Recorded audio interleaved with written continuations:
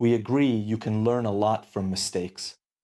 We also agree that sometimes it would be nice to learn something, especially on an emotional or relational level, without necessarily having to suffer like dogs. We all agree on the formative power of mistakes in our lives. It's undeniable how much we can learn from our setbacks. Yet a fundamental question arises: is it really necessary to go through suffering, sometimes intense, in order to gain emotional and relational wisdom? Or is there an alternative path that preserves the depth of learning without the associated trauma? But think about it for a moment. It would be like claiming to understand the essence of a marathon without ever having run those fateful 42 kilometers. The fact is, there is a kind of knowledge that can only emerge through direct experience. I believe you learned that lesson in that exact way precisely because you experienced it exactly as you did. The neuroplasticity of our brain, as Norman Doidge's studies have taught us, requires real stimuli to create new, meaningful connections. But I'm not here to tell you to turn something bad into something good. Some experiences we've had weren't good. They never will be, and I dare say, they shouldn't be forced to be seen in a positive light.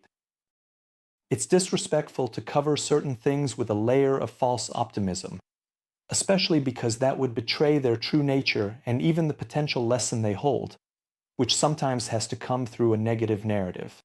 Honoring the truth of our painful experiences is essential for genuine growth. But I'll go further. How lucky have we been in certain situations not to get what we wanted? We can't deny it. At certain times we fought desperately for something, thinking it was the best thing for us, and when we didn't get it, we were devastated by that missed goal, by that thing we couldn't buy, by that job we didn't get, by that person we couldn't make love us. Then time goes by, sometimes not even that much, and the truth reveals itself. That loss, that failure, turned out to be an incredible stroke of luck.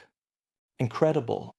This phenomenon, which psychologist Daniel Gilbert calls psychological immunity, in his book Stumbling on Happiness, shows how we often overestimate the negative impact of disappointments. If we had gotten that thing, if we had held on to it, we now know that we would have suffered terrible consequences, and things would not have turned out at all the way we had hoped. We often become aware of this thanks to the final stage, for example, of a relationship, or because we finally see things from a certain distance, or because over time certain news reaches us. It's often the final context that reveals the true meaning of the entire story.